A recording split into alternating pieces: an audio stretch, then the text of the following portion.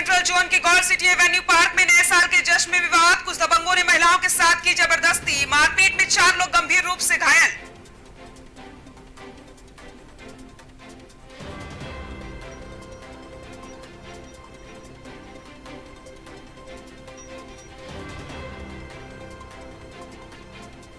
नोएडा के सेक्टर 63 में पुलिस ने किया ठग गिरोह का पर्दाफाश। मेडिकल के सरकारी कॉलेजों में दाखिला कराने के नाम पर लोगों से ठगे करोड़ों रुपए। पुलिस ने 2 युवतियों समेत 3 लोगों को किया गिरफ्तार।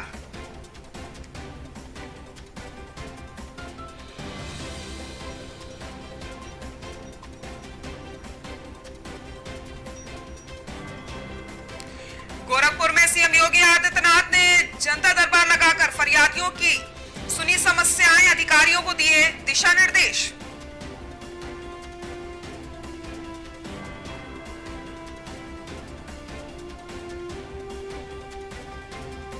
वाराणसी के घाट पर हुई मां गंगा की आरती। शंखनाद से किया गया 2023 का स्वागत। घाट पर जलाए गए 101 दीप।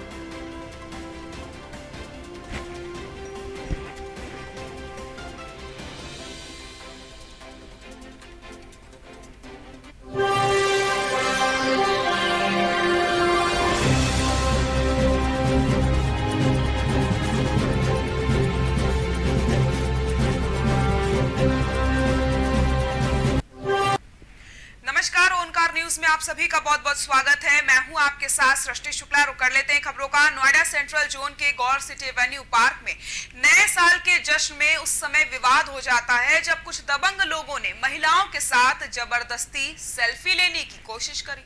विवाद इतना ज्यादा बढ़ जाता है कि आपस में मारपीट होने लग जाती है। इस घटना में 4 लोग गंभीर रूप से घायल बताए जा रहे हैं, जिन्हें पुलिस ने इलाज के लिए अस्पताल में भर्ती कराया। पुलिस ने इस मामले में 2 लोगों को हिरासत में लिया है। तो नोएडा से आपको खबर बता रहे हैं, जहां पर नए साल के जश्न में उस समय यहां पर विवाद हो जाता है जब कुछ लोगों ने महिलाओं के साथ जबरदस्ती सेल्फी लेने की कोशिश करी और उसके बाद विवाद इतना बढ़ गया कि कई सारे लोग घायल भी हो जाते हैं। फिलहाल आपको बता दें कि सभी का इलाज जारी है और पुलिस ने 2 लोगों को हिरासत में लिया है।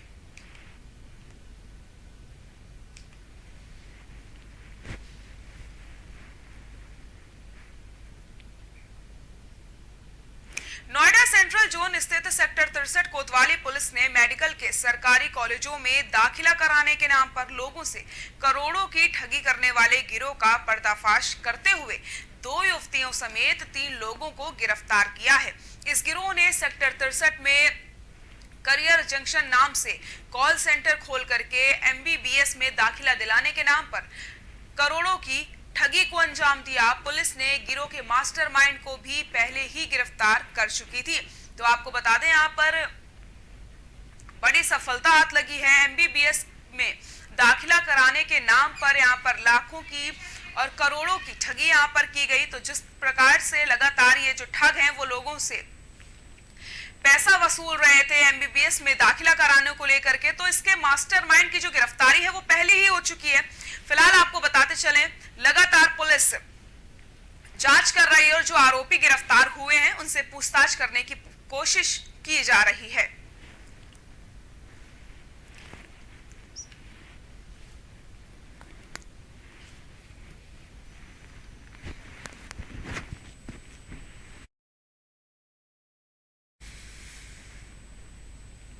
सीएम योगी आदित्यनाथ 2 दिन के दौरे पर गोरखपुर में हैं। आपको बताते चले, कल उन्होंने जनता दरबार लगाई और इसी के साथ दूसरे दिन गोरखनाथ मंदिर के सेवा आश्रम में वो पहुंचे।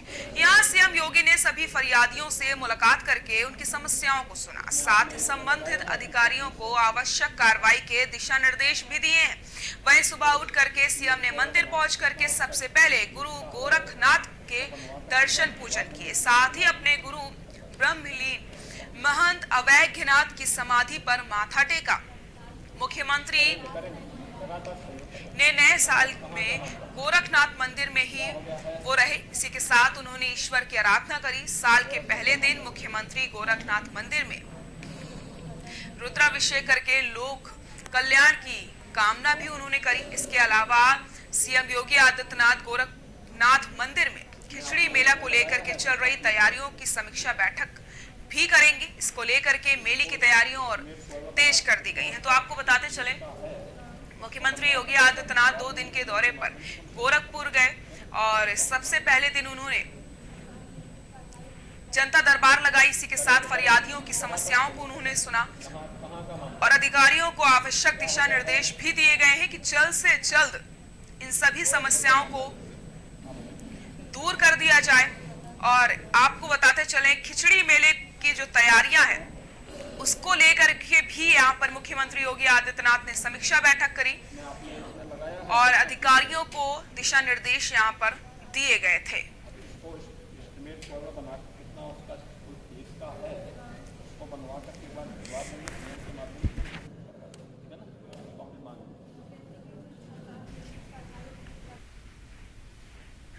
दशाश्वमेध घाट पर गंगा सेवा निधि द्वारा होने वाली विश्व प्रसिद्ध मां गंगा की दैनिक आरती में वर्ष 2022 के अंतिम दिन को विदा करते हुए 2023 का स्वागत किया गया। देश विदेश से श्रद्धालुओं के साथ गंगा सेवा निधि व काशी वासियों ने मां गंगा की आरती में घाट, घड़ियाल और शंखनाद से 2023 का स्वागत किया। साथ ही घाट पर 1001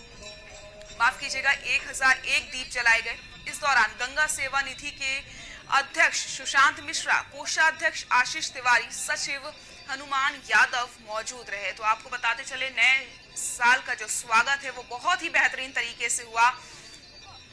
घाट पर मां गंगा की आरती की गई। इसी के साथ आपको बता दें कि 1001 दीप यहां पर जलाए गए। शंखनाद के साथ 2023 का स्वागत किया जाता है। देश विदेश से यहां पर श्रद्धालु पहुंचते हैं मां गंगा की आरती में शामिल होने के लिए। जो नजारा वहां पर था वो मन को मोह लेने वाला था, आंखों को सुकून देने वाला था, क्योंकि जब हम देख रहे थे कि जिस तरीके से लोगों के अंदर वो आस्था दिखाई दे रही थी, वैसे ही कहा जाता है कि जो एक बार मां गंगा की आरती में शामिल हो जाता है उसका दिल करता है कि वो बार बार मां गंगा की आरती में शामिल हो। तो कुछ इसी तरीके का नजारा घाट का देखने को मिला, जहां पर 1001 दीप जलाए जाते हैं और मां गंगा की आरती की जाती है। तो इसी तरीके से यहाँ पर आपको बताते चले, नए साल का स्वागत किया जाता है और लोगों में भारी उत्साह देखने को मिला। लोगों ने बहुत ही बेहतरीन तरीके से 2023 का स्वागत किया।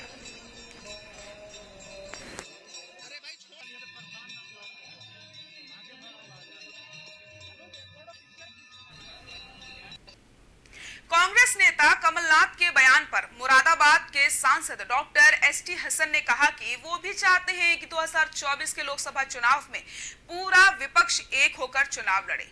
हसन ने कहा कि हम समाजवादी पार्टी के लोग हैं और अखिलेश यादव हमारे नेता हैं। प्रधानमंत्री के चेहरे के सवाल पर हसन ने कहा कि चुनाव हो जाने के बाद जिस पार्टी के जितने सांसद होंगे उसी आधार पर प्रधानमंत्री का चेहरा तय किया जाएगा। बीजेपी का बगैर नाम लिए हसन ने कहा, इन लोगों को अब देश से हटना जरूरी है ताकि देश दुनिया के साथ कदम से कदम मिला सके। तो एसपी सांसद का बीजेपी पर हमला, विपक्ष को साथ आने की जरूरत है। इससे पहले उन्होंने बयान दिया था कि अगर सारा विपक्ष एक हो जाए तो यहाँ पर जीत हो सकती है। अब ऐसे में प्रधानमंत्री का चेहरा कौन होगा विपक्ष की तरफ से, तो जिसके सांसद, जिस पार्टी के सांसद ज्यादा होंगे उसी आधार पर यहाँ पर प्रधानमंत्री का चेहरा तय किया जाएगा। और इसी के साथ बीजेपी को आड़े हाथ लेते हुए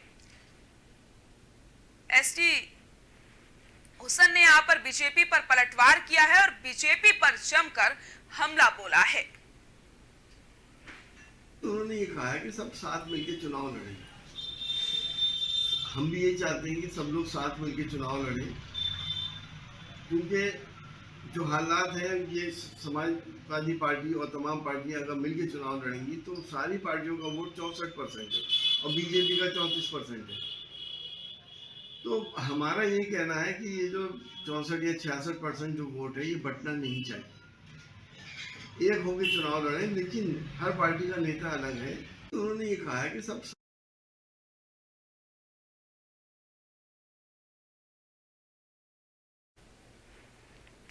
यूपी के मैनपुरी से हैरान कर देने वाला मामला सामने आया है। यहाँ एक पिता पर अपनी ही बेटी से रेप करने का आरोप लगा है। दरअसल पूरा मामला थाना घिरोर इलाके का बताया जा रहा है, जहां पर लड़की की मां ने पुलिस में तहरीर देते हुए अपने पति पर अपनी ही नाबालिग बेटी से रेप करने का आरोप लगाया। पुलिस ने मां की तहरीर पर आरोपी पिता को गिरफ्तार कर लिया और आगे की जांच शुरू कर दी है। तो मैनपुरी से एक अजीबोगरीब मामला सामने आया है। इंसानियत को शर्मसार कर देने वाली घटना सामने आई है, जहां पर रिश्तों का कत्ल कर दिया जाता है। जी आपको बता दें कि पिता पर ही नाबालिग बेटी से रेप का आरोप लगा है और ये रिपोर्ट यानी कि जो शिकायत की गई है वो मां की तरफ से की गई है। फिलहाल आपको बता दें कि पुलिस ने आरोपी को गिरफ्तार कर लिया है, जांच लगातार की जा रही है। तो रिश्ते को कलंकित कर देने वाली खबर ये मैनपुरी से आपको हम बता रहे हैं, जहां पर एक नाबालिग बेटी को उसका ही पिता अपनी हवस का शिकार बनाता है और ये आरोप उसकी मां ने ही लगाए हैं।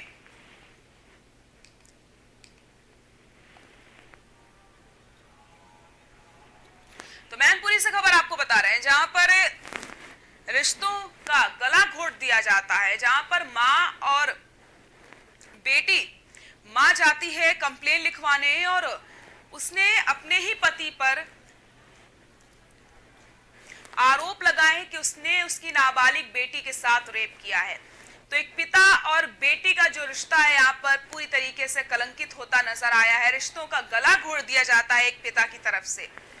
मां ने कंप्लेन दर्ज कराई और आरोपी पिता को फिलहाल गिरफ्तार कर लिया गया है। तो नाबालिग बेटी के साथ रेप करने का आरोप एक पिता पर लगा है। मैनपुरी से आपको हम ये खबर बता रहे हैं।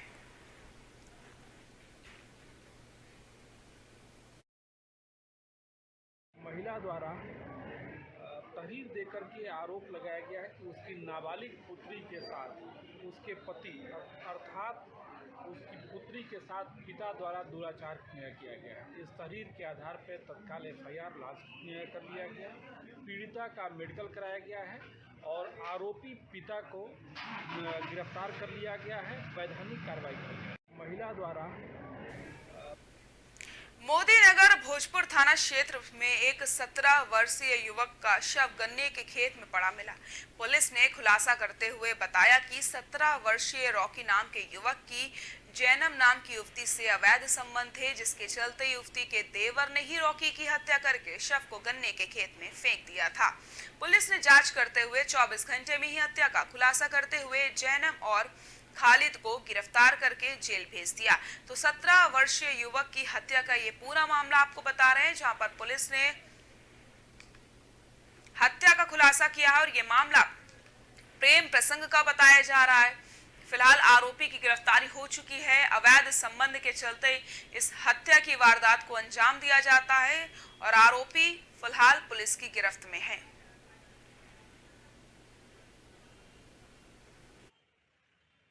थाने पे आकर सूचना दी कि उनका पुत्र राखी जो है दिनांक 28/12/2022 की शाम से जो है गायब है। उनके द्वारा यह भी बताया गया कि उसी दिन शाम को कलछीना निवासी खालिद के साथ वह देखा गया है। इस सूचना पर अभियोग पंजीकृत करते हुए थाना भोजपुर पुलिस व यशोदी जोन ग्रामीण द्वारा आरोपी को हिरासत में लेकर पूछताछ की गई। तो आरोपी खालिद ने बताया कि उसने गांव के बाहर गन्ने के खेत के पास राखी की गला दबाकर हत्या कर दी है। थाने पे आकर सूचना दी। कदौरा थाना क्षेत्र में कोहरे की चपेट में आने से 3 किसानों की दर्दनाक मौत हो जाती है।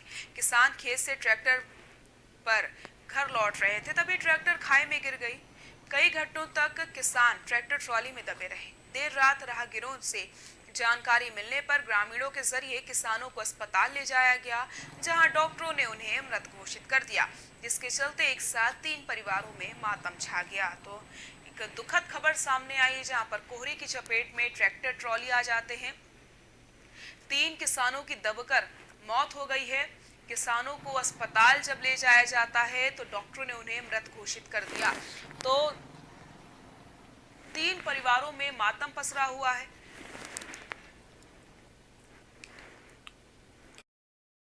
खबर सामने आई, जहां पर सड़क हादसे में 3 किसानों की दर्दनाक मौत हो जाती है। ट्रैक्टर ट्रॉली कोहरे की वजह से खाई में गिर जाते हैं और उसके बाद जब तक किसानों को बाहर निकाला गया तब तक उनकी मौत हो चुकी थी।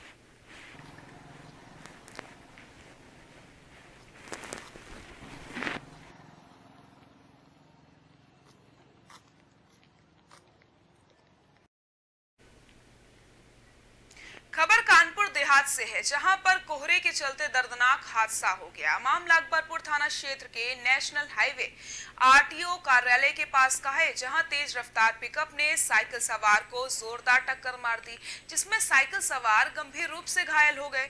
वहीं ग्रामीणों की सूचना पर मौके पर पुलिस ने घायल को अस्पताल में भर्ती कराया, जहां उसकी हालत नाजुक बनी हुई है।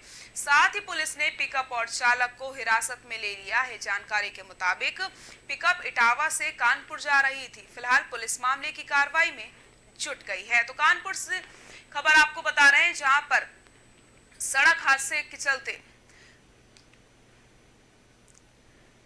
दर्दनाक हादसा हो जाता है। पिकअप ने साइकिल सवार को टक्कर मार दी।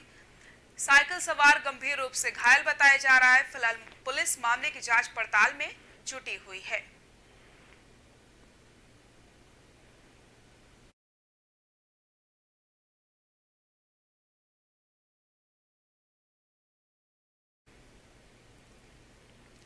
लखीमपुर में दर्दनाक हादसा हो जाता है। मामला खीरी थाने के सूसी हाईवे का है, जहां पर बाइक धू-धू कर जल उठती है। जहां चलती बाइक में अचानक से आग लग जाती है, जिसके चलते बाइक जल उठी, जिसमें आपको बताते चलें एक बाइक सवार जिंदा जल जाता है। हादसे में एक अन्य व्यक्ति गंभीर रूप से झुलस गया है।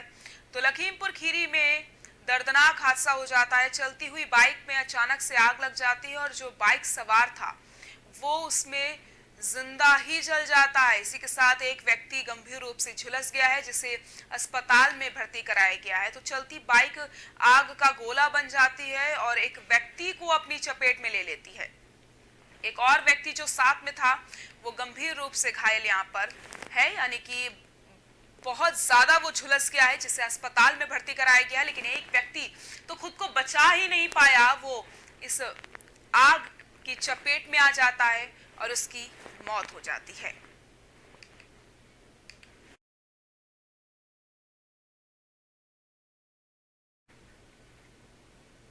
पीलीभीत में तेज रफ्तार का कहर देखने को मिला। मामला पूरनपुर थाना क्षेत्र का है, जहां एक 4 पहिया वाहन ने मोटरसाइकिल सवार दंपत्ति को टक्कर मार दी और 4 पहिया वाहन चालक मौके से फरार हो गया। वहीं टक्कर लगने से बाइक सवार दंपत्ति खाई में जाकर गिरे। इस दौरान पीछे से आ रहे दंपत्ति के परिजनों ने आनन फानन में लोगों को मुश्किल से खाई से बाहर निकाला। साथ ही एम्बुलेंस की मदद से पूरनपुर सामुदायिक स्वास्थ्य केंद्र में भर्ती कराया, जहां पर डॉक्टरों ने प्राथमिक उपचार दे करके जिला अस्पताल उन्हें रेफर कर दिया। रफ्तार का कहर देखने को मिला है। 4 पहिया वाहन ने टक्कर मारी बाइक सवार दंपत्ति, जिसके बाद खाई में गिर जाते हैं। डॉक्टरों ने जिला अस्पताल उन्हें रेफर किया है। जब उनको इलाज के लिए ले जाया गया तो कोहरे के चलते लगातार सड़क हादसे हो रहे हैं। इसी के साथ तेज रफ्तार का कहर भी लगातार देखने को मिल रहा है। ओंकार न्यूज आप सभी से यही अपील करता है कि कोहरा बढ़ता चला जा रहा है, ऐसे में आप ड्राइविंग कर रहे हैं तो स्लो ड्राइव करें, ताकि आप खुद को सुरक्षित रख सकें और आप किसी और के लिए मुसीबत ना बन सके। जब आप ड्राइव करते हैं और अगर आपकी रफ्तार तेज होती है तो आप खुद को कंट्रोल नहीं कर पाते हैं। इसलिए जब भी आप सड़क पर चल रहे हो तो आप सबसे पहले सेफ्टी का ख्याल रखें, स्लो ड्राइव करें, क्योंकि कोहरे की वजह से विजिबिलिटी बेहद लो हो चुकी है और प्रशासन भी लगातार यही अपील कर रहा है कि आपको स्लो ड्राइव करनी है, क्योंकि कोहरे की वजह से सामने से पता नहीं चलता है कि कौन सा वाहन आ रहा है और ऐसे में आप खुद को कंट्रोल नहीं कर पाते हैं।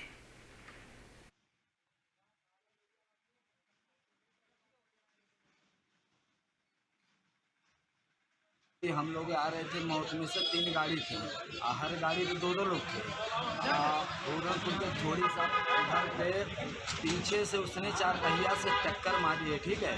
और वो सीधे गाड़ी इनकी हमारे समधी जी की सीधी गाड़ी ऊपर उठ के जाके आगे गिरी। उसके बाद उसकी गाड़ी तो उड़ी गई। इनको हम लोग खींच के निकाले हैं और गाड़ी पलट गई। हम लोग आ रहे थे मौसमी से 3 गाड़ी थी, हर गाड़ी में 2-2 लोग थे। पूरनपुर के थोड़ी सा उधर पे पीछे से उसने 4 पहिया से टक्कर मारी है, ठीक है। और वो सीधे गाड़ी इनकी हमारे समधी जी की सीधी गाड़ी ऊपर उठ के जाके आगे गिरी। उसके बाद उसकी गाड़ी तो उड़ी गई। इनको हम लोग खींच के निकाले हैं और गाड़ी पलट गई। हम लोग खबर बिजनौर से है, जहां पर हैरान कर देने वाला मामला सामने आया है।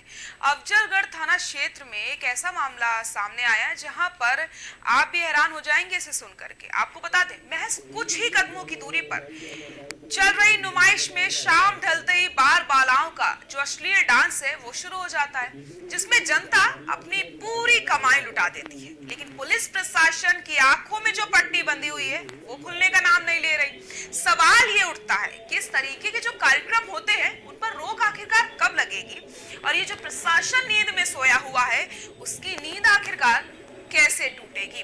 तो बार बालाओं का जो अश्लील डांस है वो तो शुरू हो चुका है, लेकिन सवाल ये उठता है कि महज कुछ ही कदमों की दूरी पर अगर वहां पर थाना है और उसके बावजूद भी अगर पुलिस इस पर रोक नहीं लगा पा रही है, तो आप समझिए कि पुलिस प्रशासन किस तरीके का अपना काम कर रहा है। जिसकी सैलरी उन्हें दी जाती है, जिसकी वजह से उन्हें ड्यूटी पर रखा जाता है, क्या बखूबी वो अपनी ड्यूटी निभा रहे हैं, ये बड़ा सवाल है। ओंकार न्यूज ने इस खबर को चलाया है। अब देखने वाली बात यही होगी कि आखिरकार प्रशासन के कानों में जू कब रेंगेंगे और आखिरकार कब ये जो प्रशासन की आंखों में पट्टी बंधी हुई है वो उतरेगी, क्योंकि लगातार जो बार बालाओं का अश्लील डांस है वो यहाँ पर देखने को मिलता है। इसी के साथ जो लोग हैं वो अपनी पूरी कमाई ऐसे लुटा रहे हैं, और आने वाले समय में कोई भी यहाँ पर हादसा हो सकता है, कोई भी यहाँ पर घटना हो सकती है जिसकी जिम्मेदार सिर्फ और सिर्फ पुलिस प्रशासन ही होंगे, क्योंकि वो यहाँ पर कोई भी कार्रवाई करते हुए नजर नहीं आ रहे हैं।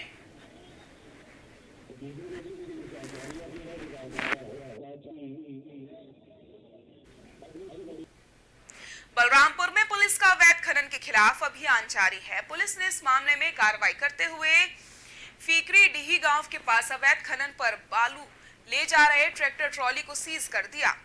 हालांकि पुलिस की इस कार्रवाई में ट्रैक्टर चालक ट्रॉली छोड़कर फरार हो गया।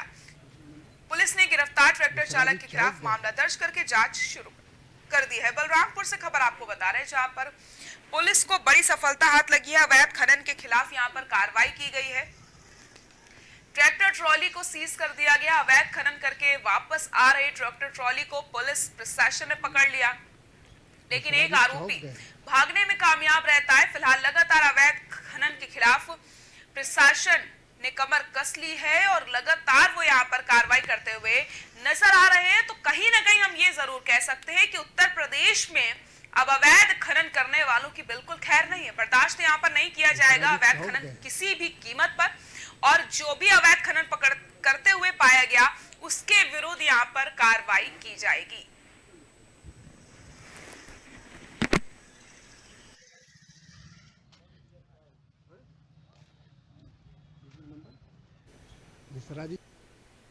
खबरों में फिलहाल के लिए इतना ही। देखते रहिए ओंकार न्यूज। नमस्कार।